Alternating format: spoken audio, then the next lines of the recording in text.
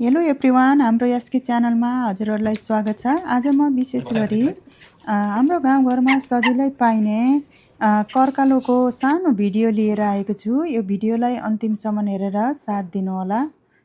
कर्कालो खाँदा हाम्रो शरीरमा धेरै किसिमको फाइदाहरू हुन्छ। कर्कालोमा जस्तै भिटामिन ए, सी, खनिज, आइरन, पोटासियम, म्याग्नेसियम, क्याल्सियम जस्ता चिजहरू पनि पाउन सकिन्छ। त्यसैले हामीहरूले सकभर खाँदा धेरै राम्रो हुन्छ। सिजनको समयमा अथवा बर्खाको समयमा कर्कालो सजिलैसँग हाम्रो गाउँघरमा पाउन सकिन्छ। अनि कर्कालोलाई काटेर यसरी राम्रोसँग सफा गरी सानो सानो पिसमा बनाएर ओभानो पारी प्लास्टिकमा प्याकेटमा प्याक बनाएर डिप फ्रिजमा राख्दा हामीहरूले बेसिजनको बेलामा पनि सजिलैसँग प्रयोग गर्न सकिन्छ।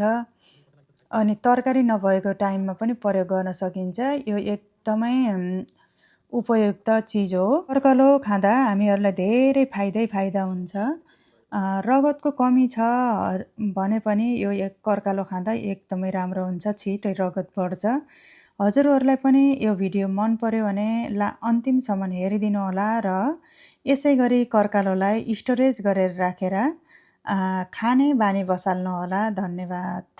हजुरहरूले पनि यसै गरी कर्कालोलाई स्टोरेज गरेर राख्नु होला र बेसिजनको बेलामा पनि खानु होला।